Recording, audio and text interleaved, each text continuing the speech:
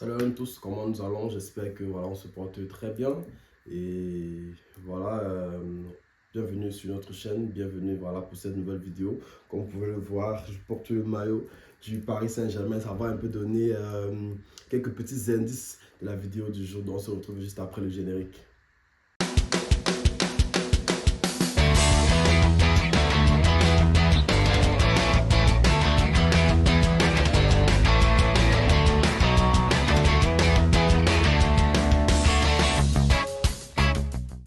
Comme je l'ai dit aujourd'hui, on va parler foot, on va parler du sport, n'est-ce pas? Et voilà, comme je l'ai dit, notre chaîne, c'est pas uniquement une chaîne, n'est-ce pas, d'immigration et tout. On a commencé par l'immigration parce qu'on savait que voilà, certaines personnes sont intéressées par l'immigration, certaines personnes veulent savoir un peu comment ça se passe. Et moi, je partageais juste, n'est-ce pas, mon point de vue, ce que j'ai pu connaître durant mon parcours au Canada et les informations que j'ai pu avoir en côtoyant certains agents d'immigration, certaines personnes qui ont partagé leur histoire et tout. Donc, c'est ça que j'ai voulu résumer, un peu comme ce frère que vous pouviez avoir à l'extérieur, pour vous partager un peu mon expérience et partager un peu, n'est-ce pas, ce par quoi j'ai traversé et ce par quoi j'ai vu et que je pense que ça pouvait aider les uns et les autres. Donc, aujourd'hui, on va parler de quelque chose d'autre. On va parler du foot.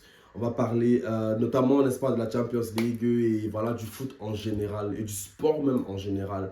Et comme vous pouvez le voir, je suis parisien, je supporte le Paris Saint-Germain et voilà, je suis très fier qu'on a pu avoir, n'est-ce pas, cette Champions League tant attendue, avec beaucoup d'investissements, n'est-ce pas, que le club a mis.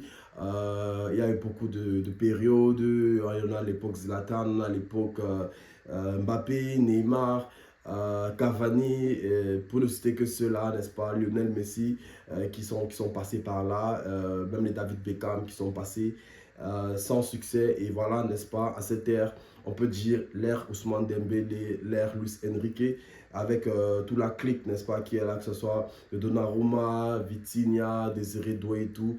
Vraiment, ils ont pu ramener la coupe à la maison, la coupe aux grandes oreilles. Ils ont ramené ça en France. Voilà, je pense que nos confrères de Marseille vont un peu se calmer. On peut se calmer maintenant parce que voilà, nous sommes maintenant la deuxième équipe à avoir remporté la Champions League en France. Et ça fait voilà 2 étoiles pour la France et 1 étoile pour Paris. Je pense que ce n'est que le début d'une très belle histoire. Mais aujourd'hui, on va pas se focaliser sur le Paris Saint-Germain, on va se focaliser sur le sport en général et pourquoi on a l'impression que on a des difficultés dans le domaine du sport en Afrique. Et quand je dis en Afrique, c'est vrai que c'est pas toute l'Afrique mélangée, parce que comme je l'ai dit dans certaines de mes vidéos, l'Afrique c'est pas juste un pays, l'Afrique c'est pas juste une chose.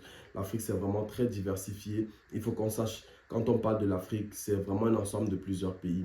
Et c'est vrai que lorsqu'on regarde peut-être en Afrique du Sud, le sport est très développé avec le rugby. On sait que les Sud-Africains sont très bons avec le rugby. Même les championnats de football qu'ils ont chez eux, c'est vraiment quand même avancé, assez médiatisé. Et certains Sud-Africains ne sortent pas de leur pays, jouent vraiment localement et ils réussissent vraiment à gagner leur vie bien.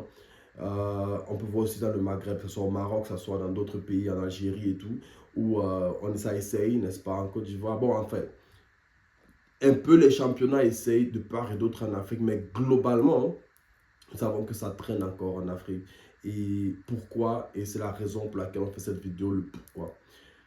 Premièrement, je vais dire pourquoi est-ce que le foot et le sport n'arrivent pas à vraiment réussir en Afrique. Et on a l'impression que l'Afrique est toujours en arrière dans le domaine du sport. Je dirais, premièrement, c'est les infrastructures, n'est-ce pas? Les infrastructures, l'organisation. Comment est-ce que, n'est-ce pas, les dirigeants, comment est-ce que le pays, comment est-ce que les différents pays s'organisent pour pouvoir faire grandir le sport? Parce que si il s'agit des talents, vraiment on a des talents. On voit beaucoup de binationaux qui sont à l'étranger, qui font de très belles choses. J'ai cité Désiré Doué, on peut citer les Ousmane Dembélé, Kylian Mbappé, tout ça là. Ce sont vraiment des binationaux, des Africains qui ont grandi peut-être à l'extérieur et qui font de très belles choses. On a cité peut-être Anthony Joshua qui vraiment a remporté une médaille d'or en boxe et tout, qui était champion du monde de boxe. Aux États-Unis, c'est pareil, il y a beaucoup d'Africains qui sont là-bas, qui font de très belles choses dans le domaine du sport. On a des Joel Embiid, on a des Giannis et tout ça, tout est compo, qui font de très belles choses dans le sport. Au Canada, pareil, il y a beaucoup d'Africains qui font de très belles choses dans le sport. Alphonse Davis, n'est-ce pas, qui est canadien et voilà, originaire, n'est-ce pas, de l'Afrique, qui fait de très belles choses. Donc, En ce qui concerne le talent, il y a le talent. Il y a vraiment, vraiment du talent. Et même pour ceux qui ont été en Afrique, Samuel Eto'o par exemple, qui est une icône, n'est-ce pas, dans le sport, dans le foot, à l'échelle mondiale. Didier Drogba, pareil, Roger Mila, et que ce soit toutes ces personnes-là, que ce soit Aubameyang, toutes ces personnes qui ont marqué vraiment le sport et qui sont vraiment originaires de l'Afrique, qui ont vraiment, on peut dire, évolué en Afrique, mais qui ont représenté, porté les couleurs des pays africains. Donc, pour le talent, il y a le talent. Mais je pense qu'ici, comme je le dis, c'est autour vraiment de comment ça s'organise, comment est-ce que les différents pays africains s'organisent pour pouvoir réussir dans le domaine du sport, pour pouvoir, n'est-ce pas, donner le meilleur qu'ils ont, pouvoir rentabiliser les talents qu'ils ont sur le territoire, comment est-ce que faire éclore cela, parce que jusqu'au jour d'aujourd'hui, c'est vraiment assez regrettable de voir qu'un pays africain n'a jamais pris la Coupe du Monde de football, de voir qu'un pays africain tarde encore, n'est-ce pas, à vraiment faire des exploits, que ce soit aux Jeux Olympiques de basket, et dans différentes d'autres disciplines. Et de fois, certaines personnes qui réussissent à faire des coups de génie dans des disciplines, c'est vraiment du talent brut, du talent brut, du talent brut. Et voilà, avec la grâce de Dieu, ils ont pu éclore.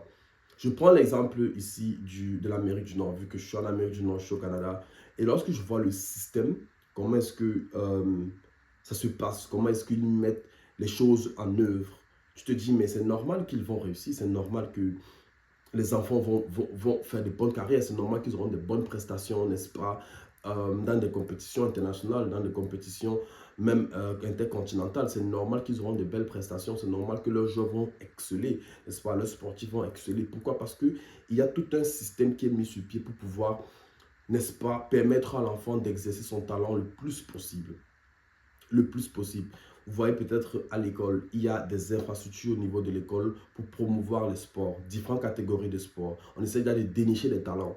Si on voit que l'enfant est doué en telle chose, en tennis, on essaie déjà de l'orienter, parler aux parents. Les parents essaient de le mettre dans des clubs, les parents essaient de le mettre dans des activités qui ont trait au tennis. Si on voit que l'enfant est bon peut-être dans le soccer, ici au Canada on appelle le soccer, le football on appelle le soccer, on va le mettre, n'est-ce pas, dans le football, il va essayer déjà commencer petit, et évoluer. Si on voit qu'il est bon en basket, on va essayer de l'orienter dans des activités qui concernent le basket. Vous voyez que déjà tout petit, avant que l'enfant ne sache très bien parler, deux fois il commence déjà à faire sport. Il commence déjà à pratiquer une discipline. Il commence déjà à faire quelque chose. Et c'est ça réellement qui permet que, de fil en aiguille, il crée un système qui permet que ces enfants-là, ils grandissent ensemble, ils travaillent ensemble. Et la répétition fait que, à un moment donné, ça devient une seconde nature. À un moment donné, les réflexes, ça devient une seconde nature. À un moment donné, le contrôle de balle, c'est quelque chose qu'il a fait plusieurs fois à répétition.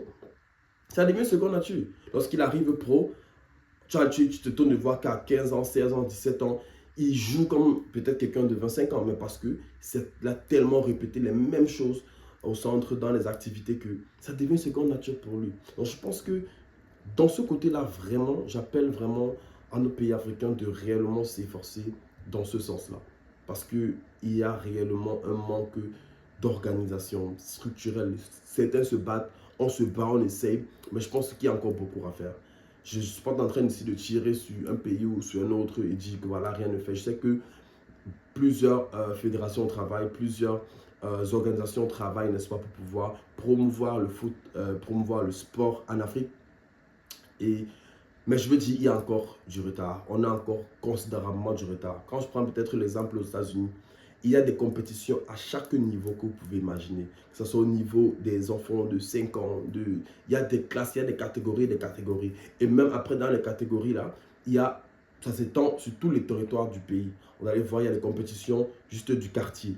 Après, il y a des compétitions locales au niveau de la ville. Après, il y a des compétitions au niveau de l'État ou au niveau de la province. Après, il y a des compétitions au niveau du pays. Ça veut dire que si vous gagnez dans votre quartier, dans votre secteur, vous pouvez aller au niveau de la ville. Lorsque vous gagnez au niveau de la ville, vous allez au niveau de l'État ou de la province. Lorsque vous gagnez au niveau de l'État ou de la province, vous allez au niveau du pays. Il y a ces choses aussi, c'est vrai, en Afrique, mais ce n'est pas aussi bien structuré. Il n'y a pas un suivi derrière. Ici, on entend parler des scouts. Les scouts sont les gens qui suivent les joueurs, sont les gens qui suivent les enfants, sont les recruteurs par exemple, sont les gens qui sont là, qui sont en train de suivre les enfants depuis qu'ils sont tout petits. Donc, on suit un enfant, c'est que ça, c'est un génie, ça, c'est quelqu'un qui a quelque chose à donner, à apporter, n'est-ce pas? Depuis tout petit, on commence à le suivre, on commence à le suivre, on commence à le suivre. C'est bien que dès qu'il atteint l'âge adulte, qu'il peut déjà être rentable sur le niveau du sport proprement dit, n'est-ce pas? Directement, tout le monde accourt vers lui parce qu'on sait que voilà un talent qu'on suit depuis tout petit. Mais chez nous, malheureusement, je vais le dire comme ça, il n'y a pas de suivi. Il n'y a pas de suivi. Il y a des gens qui sont... J'ai grandi avec des personnes qui étaient très douées. Je me rappelle à l'époque, quand on était au secondaire, des fois, après l'école, on ne rentrait pas à la maison parce qu'il fallait qu'on reste là pour voir une telle jouer. Parce que ce qu'il produisait sur le terrain, c'était juste fantastique. C'était juste extraordinaire. Quand tu la touches de balle, le dribble, tout ça là, c'était juste waouh. Mais après, je te dis, 5 ans, 10 ans après, tu te demandes où est-ce qu'il est passé. Il est peut-être en train de faire ceci, cela, il est en train de faire cela. Il n'a pas pu exploiter son talent. Il n'a pas eu les opportunités pour mettre son talent en œuvre. Avant, il y avait des compétitions, même dans mon pays d'origine. Et voilà, mais après, au fur et à mesure, on voit ces compétitions commencer à disparaître. C'est comme si on régresse et tout. Et je te demande, mais pourquoi est-ce qu'on régresse tellement? Pourquoi est-ce qu'on a besoin d'aller à l'étranger, à l'ailleurs pour pouvoir exploiter notre talent? Pourtant, on peut le faire localement. Pourtant, on peut développer la chose localement. Non, c'est ça, parce qu'en réalité, il y a du talent. En Afrique, il y a du talent. Les Africains sont doués, les Africains sont forts. Physiquement, ils sont forts, ils sont prêts. Même lorsqu'on arrive ici, lorsqu'on joue même des 2-0, même si on joue les matchs juste amicaux, là, tout ça là, on se rend compte que les Africains se démarquent. Pourquoi? Parce qu'il y a du génie déjà. Mais derrière, il n'y a pas un suivi. Derrière, il y a pas une institution forte. Derrière, il n'y a pas une organisation bien structurée qui va permettre, n'est-ce pas, de développer ces talents-là. Et c'est ça qu'il y en a ici. Vous voyez, des enfants font des activités ici de fou. C'est vrai qu'après, ça demande du temps des parents, ça demande que les parents consacrent du temps à cela.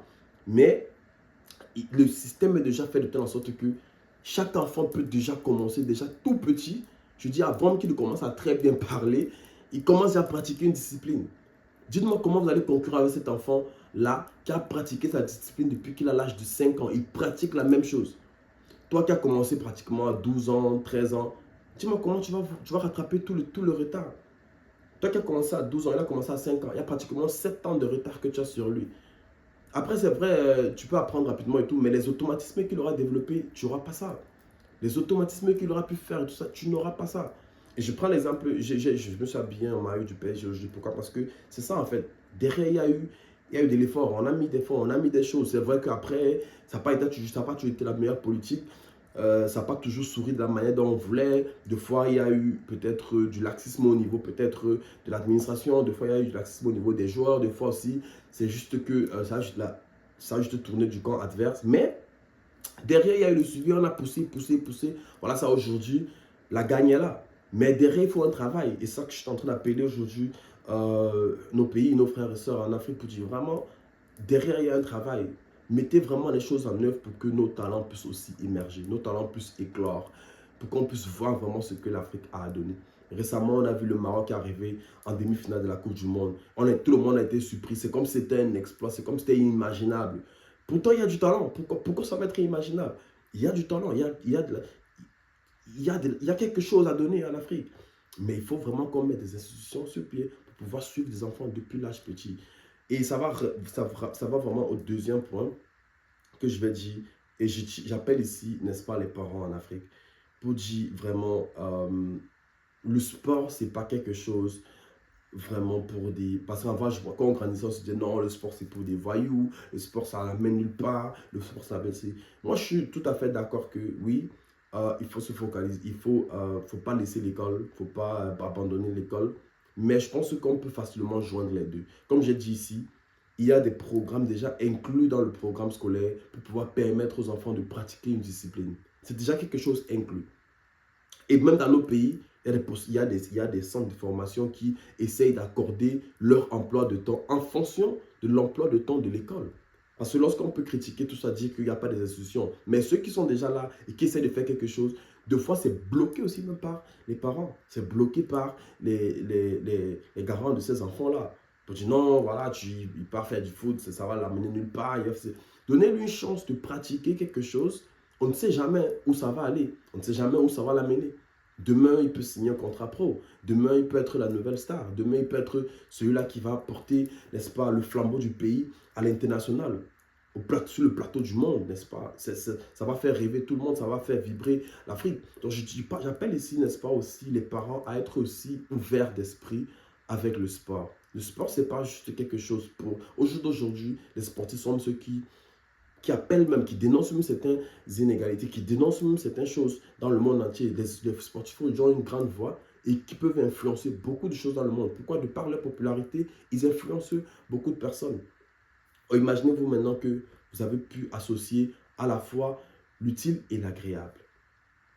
Oui, vous avez pu associer l'utile et l'agréable. Ça veut dire qu'il part à l'école normalement, il fait ses cours. Entre-temps, peut-être, je ne sais pas, 2 fois, 3 fois la semaine, il est aux entraînements, il est là-bas, vous le faites, vous l'amenez et tout ça là. Ça va lui permettre, n'est-ce pas, d'être plus à l'aise. Et peut-être même, peut-être vous ne savez pas, ça peut même permettre à l'enfant d'être plus productif à l'école. Pourquoi? Parce qu'il se dit, voilà, si je fréquente bien, voilà, je peux aller aux entraînements, voilà, si je fréquente bien, voilà, je peux aller jouer au basket, je peux aller faire la natation, je peux aller faire le tennis. Et puis, il sera motivé de bien travailler à l'école parce qu'il sait que derrière, ça va lui permettre d'aller faire une discipline, ça va lui permettre d'aller faire sport, ça va lui permettre de vraiment être dans cette mouvance du sport-là. Et voilà, ça peut être productif aussi d'une manière ou d'une autre à l'école. Mais lorsque c'est bloqué, c'est fermé, les parents sont fermés à cela, ce que les parents ne se rendent pas compte, c'est que les enfants vont toujours continuer à le faire. Les enfants vont toujours continuer à aller jouer, à chercher même des centres de formation sans que les parents ne se rendent compte. Parce que si un enfant est vraiment passionné par cela, il va vouloir trouver des voies et moyens pour le faire. Or, pourquoi ne pas donc essayer d'encadrer cela et permettre que l'enfant puisse le faire. Je ne suis pas ici pour encourager l'indiscipline, je ne suis pas ici pour encourager la têtudesse. Je suis en train de dire que, je suis en train d'attirer l'attention des parents pour dire que essayez d'être ouvert avec les enfants, essayez de parler avec eux, communiquer avec eux, savoir ce qui les passionne, savoir ce qui leur fait plaisir et essayer d'allier cela avec l'utile aussi. Ça veut dire que oui, n'est-ce pas, on sait que le sport, c'est pas facile. On sait que c'est pas facile d'exceller dans le sport. On sait qu'il y a une minorité qui peut-être parfois arrive en haut. Mais donner la possibilité à l'enfant quand même, donner lui une chance de montrer que voilà, il peut faire quelque chose. Et en lui donnant une chance, ce n'est pas pour dire qu'il va abandonner les études. Non, donner une chance, c'est pour dire que voilà, tu fais tes études et à côté, tu essayes de jouer. Tu essayes de pratiquer une discipline, n'est-ce pas? Que ce soit 1 fois par semaine, 2 fois par semaine, 3 fois par semaine. Quand même, il essaie quand même, c'est quand même que voilà, peut-être le mercredi, le vendredi, le samedi, je fais mes entraînements. Là, il sait que j'ai mes jours d'entraînement et ces jours-là sont mes jours d'entraînement. En dehors de ces jours-là, je suis à l'école, je suis en train de pratiquer, je suis en train de fréquenter, je suis en train d'apprendre. Je pense que vraiment, on a beaucoup à donner. Lorsque j'ai vu la victoire samedi passé, je me suis dit, voilà, il y a vraiment quelque chose à donner. Et si on essaye de mettre des structures en place, on essaye de vraiment bien structurer les choses, je pense que plus tard, on pourra vraiment avoir la possibilité de gagner la Coupe du Monde. Pourquoi pas, on sera vraiment sur le plateau du monde, que ce soit dans le tennis, que ce soit dans la natation, que ce soit, je sais pas, au basket, que ce soit n'importe quoi. On pourra vraiment proposer quelque chose de consistant et qui va vraiment faire la compétition ailleurs. Et puis même si on n'a pas la possibilité de jouer la Champions League, on pourra vraiment élever le niveau de la Champions League africaine à un niveau où même peut-être des expatriés de l'Europe, de l'Amérique pourront venir jouer en Afrique. Pourquoi pas?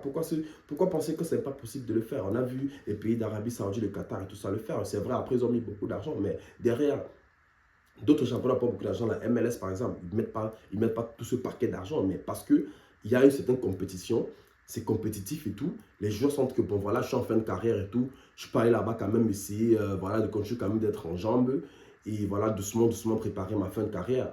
Et voilà, pourquoi pas proposer cela? Pourquoi pas que l'Afrique soit une destination comme ça, qu'après, voilà, que les joueurs ont fini en Europe et tout ça, voilà, ils peuvent toujours, l'Afrique c'est comme voilà, quelque chose aussi de compétitif où ils peuvent venir, voilà, essayer quand même de continuer à jouer tout ça avant de prendre la retraite de manière définitive. Voilà. Et après, au fur et à mesure, ça pourra monter à un niveau où les gens ne sont pas, ce ne sont pas une destination de fin de carrière, ce sont une destination vraiment compétitive à un niveau où même les gars au haut niveau peuvent venir ici et prétendre jouer ici et voilà, parce que le niveau est élevé. Je pense qu'il y a un travail derrière, je pense qu'on a du talent, je pense que voilà, si on met bien les choses, on pourra le faire. Et je termine cette vidéo par dire ceci, à nous autres Africains, à nous autres qui sont au pays, c'est pour dire que voilà, c'est pas sorcier. Faut pas mystifier tout. Vraiment, le sport n'est pas sorcier. pour être honnête. Moi, je suis chrétien, je crois en Dieu et je pense que Dieu est au-dessus de tout. Dieu est au-dessus de tout. Et si vraiment on a sa foi, si on a le talent, je ne vous mens pas, les portes vont s'ouvrir. Si on est structuré, si on met bien les structures. C'est parce que des fois, il n'y a pas la structure, il n'y a pas les institutions, n'est-ce pas, pour permettre à développer, à ressortir les talents, rechercher les talents et faire valoir nos talents. C'est pour ça que peut-être on pense que c'est sorcier, c'est pas sorcier, n'est-ce pas, c'est pas du tout sorcier. Si on est capable de bien structurer les choses, vous allez voir que n'importe qui pourra aller pro. C'est lorsque souvent on sort de l'Afrique, on part à l'étranger qu'on se rend compte que, mais tiens, ben, voilà, n'importe qui peut arriver, n'importe qui peut prétendre être professionnel. Tu n'as pas besoin de faire ci ou ça. N'importe qui peut vraiment, si tu es bon, tu as ta chance. Et c'est ça que je suis en train de venir dire ici. C'est pour dire, si tu es bon, tu as ta chance. Vraiment, c'est un encouragement pour nous.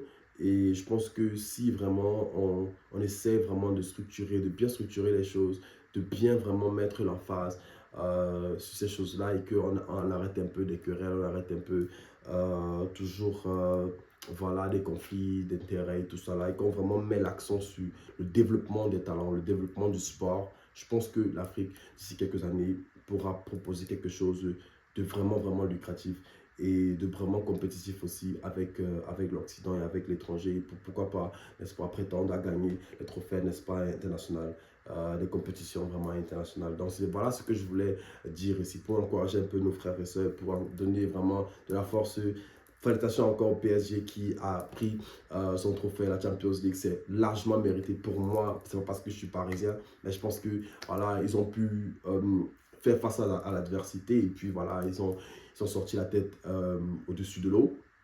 Ils ont pu nager et puis voilà, ils ont atteint l'objectif final et de la plus belle des manières. Vraiment, on n'a jamais vu une finale comme ça et je pense que vraiment c'est à féliciter. Bravo encore vraiment au PSG. Je pense que voilà, le ballon d'or peut-être c'est en train de s'écrire Ousmane Dembélé, mais attendons de voir.